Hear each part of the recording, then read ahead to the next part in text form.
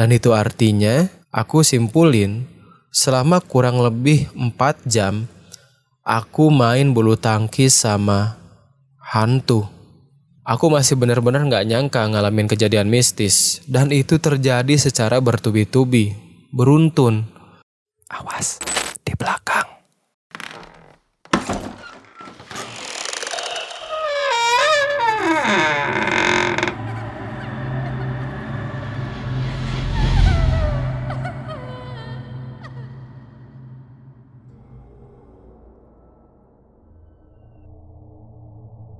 Assalamualaikum semuanya, aku Tara.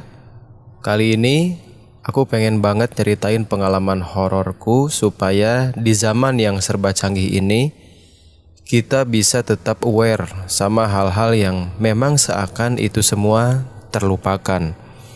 Ya, hal gaib. Meski memang keberadaan mereka seolah terlupakan, tapi eksistensi mereka tetap ada sampai sekarang. Dan itu semakin aku sadari ketika aku ngalamin kejadian bertemu mereka beberapa bulan lalu.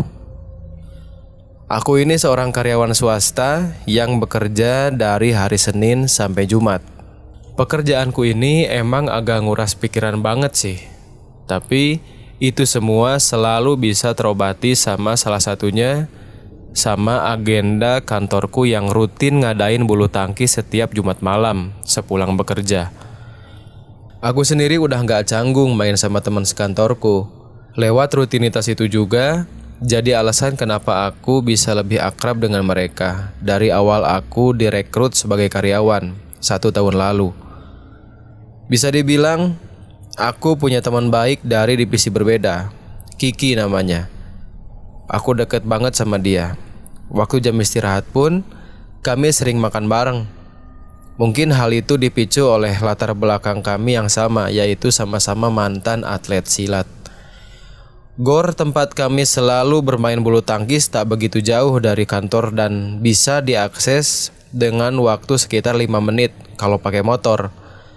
Dan gor itu bukan persis ada di pinggir jalan besar, tapi sebelum sampai di depan gerbangnya, di depan gerbang gor, aku harus masuk komplek perumahan dulu.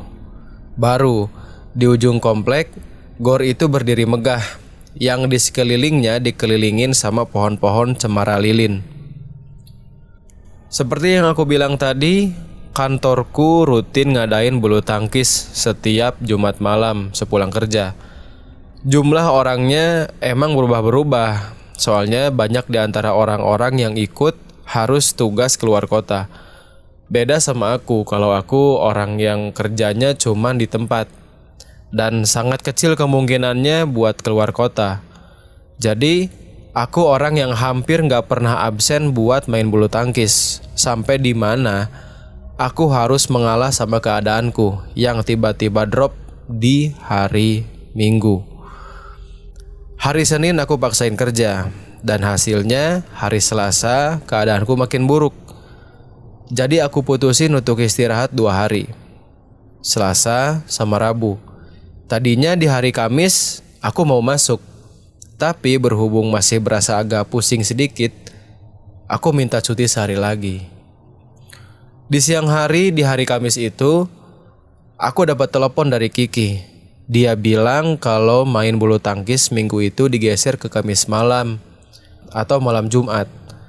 Gak tahu apa alasannya, yang jelas waktu itu aku berencana buat ikut. Tadinya aku mikir kenapa aku ini gak malu 3 hari gak masuk kerja, tapi waktunya main bulu tangkis kok aku malah ikut. Tapi gak apa-apa deh pikirku, emang aku udah agak mendingan dan emang aku ikut karena aku pengen sehat. Udah itu aja. Udah, abis maghrib aku langsung meluncur dari rumah naik motor. Jaraknya cukup lumayan sih, 1/2 jam. Sepanjang jalan aku ngerasa tumben-tumbenan aja kok jalanan tuh agak sepi gitu kan, kayak nggak kayak biasanya. Nah, sampai di depan gerbang komplek perumahan, sebelum lebih jauh jalan buat sampai ke gor, aku berhenti. sambil natap ke arah satpam yang lagi diem di dalam posnya. Di sana, perasaan bimbang yang tadi itu muncul lagi. Aduh, lanjut gak ya? Dalam hati kayak gitu. Tapi, ya udah lanjutin aja lah. Orang aku pengen sehat kok, makanya milih ikut olahraga. Ya singkat cerita, aku lanjutin. Dan sampai di depan gor, aku udah ngelihat banyak motor-motor. Motor itu adalah motor temanku yang udah diparkir. Aku juga parkirin motorku, masuk. Terus di dalam, aku nyapa beberapa orang dari temanku yang udah pada siap-siap buat main, terutama Kiki. Tapi waktu itu aku ngerasa agak risih sama ekspresi wajah orang-orang yang ada di situ, termasuk Kiki. Ekspresi mereka semua dingin. Dan wajah mereka itu beberapa ada yang pucat. Awalnya aku gak mikir macam-macam. Aku pikir mereka emang masih tertekan sama tekanan pekerjaan. Tapi setelah main beberapa set, kok wajah-wajah mereka gak pada berubah gitu kan. Masih pucat, masih dingin ekspresinya. Bahkan Kiki yang biasanya lebih ceria ketika aku ajak ngobrol, waktu itu cuman ngejawab seperlunya aja. Waduh, aneh kan pikirku. Sampailah tiba waktunya jam 8 malam, yang harusnya jadi jam terakhir buat kami main bulu tangkis. Tapi malam itu semua masih pada main. Waduh, mungkin aja nambah jam gitu kan. Nah, pas udah jam 9, aku nunggu sejam nih. Mereka semua masih kelihatan prima dan terus main. Sementara aku yang udah capek ya duduk-duduk di pinggir lapangan berharap udahan. Nah di situ aku benar-benar udah ngerasa gak enak tuh. Semua orang yang ada di dalam gor waktu itu semuanya gak kooperatif. Mereka semua tetap main seakan gak peduli sama waktu. Aku lihat sekitar, nyari si Abah. Abah itu orang yang suka ngejaga di gor. Kan ada suatu ruangan yang suka dijaga sama penjaga gornya kan. Nah di situ aku nyari si Abah awalnya. Cuman malam itu sepanjang aku main, aku juga nggak ngelihat si Abah ada di sana. Aku nggak lihat sama sekali. Ya udah, aku inisiatif aja keluar gor buat pergi jalan kaki ke rumah Abah. Aku pengen minta Abah buat ngingetin teman-teman kantorku supaya udahan lah mainnya. Tapi pas aku ketemu Abah di rumahnya, dia kayak agak kaget gitu pas baru lihat aku. Loh, bukannya jadwal kantor kamu malam Sabtu, Ra? Kamu main sama siapa malam ini? Ya aku kaget kan. Ini si Abah yang bercanda atau gimana? Masa iya dia gak tahu jadwal, orang dia yang suka nyatet-nyatet jadwal orang kok. Abah bercanda ya? Kan Abah sendiri yang megang jadwalnya. Saya sendiri kesini tuh buat minta Abah buat bilangin teman-teman saya, mereka masih main. Mereka mungkin udah nambah 2 jam tuh. Kataku agak ketus campur capek sih. Dengar jawaban aku, ekspresi si Abah langsung berubah. Yang awalnya cuman kaget biasa aja, malah jadi kaget campur cemas. Dia lihat sekeliling, terus habis itu ngajak aku buat masuk ke rumahnya. Dalam hati, ada apaan sih? Nah, waktu aku duduk di kursi ruang tamu, dia ngambil buku jadwalnya yang ternyata dia simpen di bawah meja ruang tamu di depan sofa. Dia ngeliatin sama aku kalau jadwal kantorku main itu tetap di Jumat malam atau malam Sabtu. Gak ada perubahan sama sekali. Di sana aku ngedebat si Abah. Aku bilang kalau aku dapat info dari Kiki tentang perubahan jadwal. Tapi si Abah juga tetap sama keyakinannya kalau jadwal kami main itu Jumat malam. Sementara gor itu katanya, kata si Abah, di Kamis malam atau di malam Jumat memang kosong. Buat mastiin semuanya, Abah nelpon Kiki karena memang kebetulan dia juga punya nomor teleponnya kan. Ngobrol-ngobrol-ngobrol, diceritain lah kondisinya kayak gimana. Di situ juga Kiki bilang kalau dia nggak pernah nelpon aku tentang pergantian jadwal main.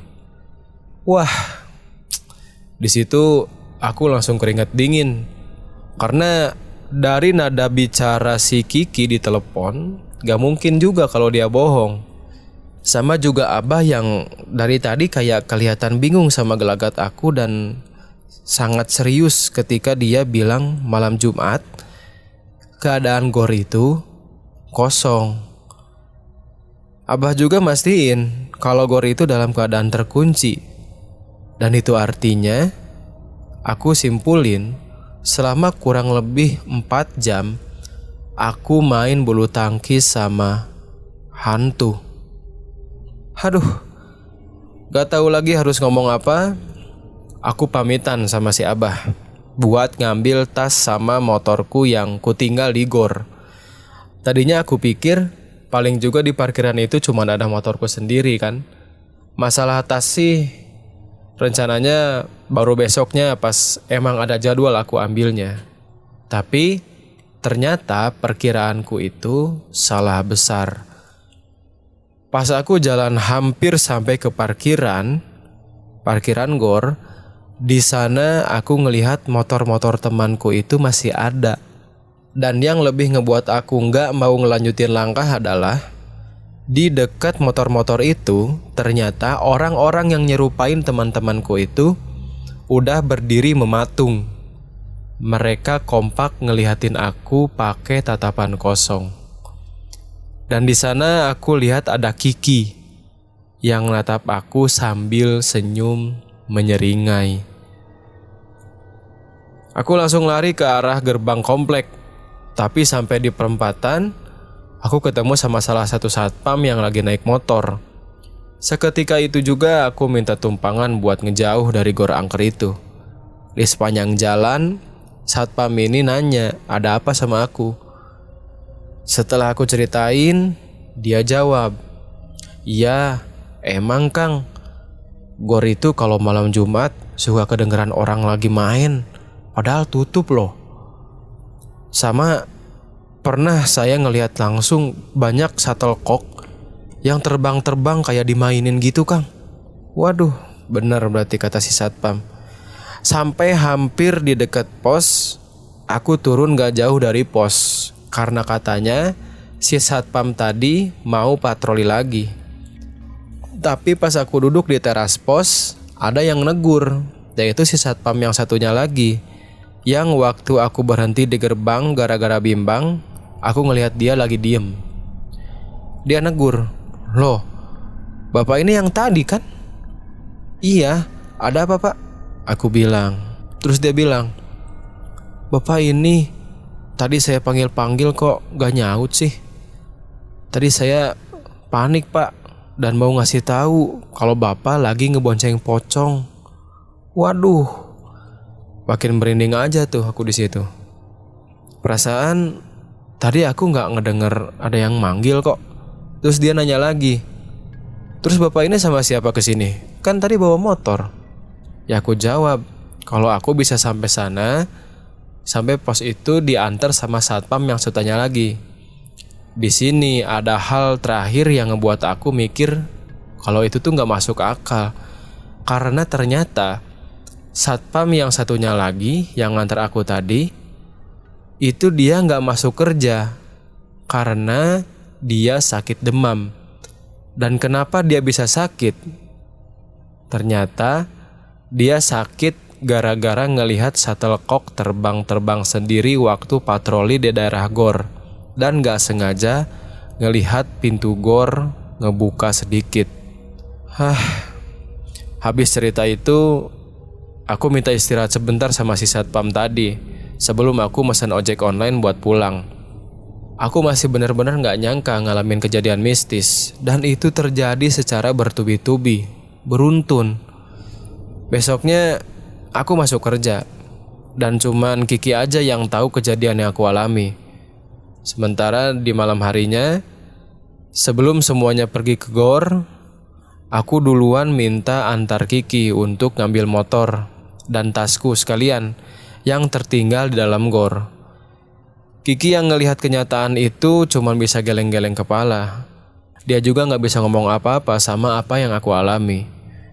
Dan tepatnya malam itu adalah pertama kalinya aku absen buat main bulu tangkis. Dari kejadian itu, aku malah semakin percaya sama kehadiran mereka. Memang, kehadiran mereka bukan untuk ditakuti, tapi juga bukan untuk diabaikan. Makasih udah dengerin ceritaku, maaf kalau agak panjang ceritanya. Bye, assalamualaikum semuanya.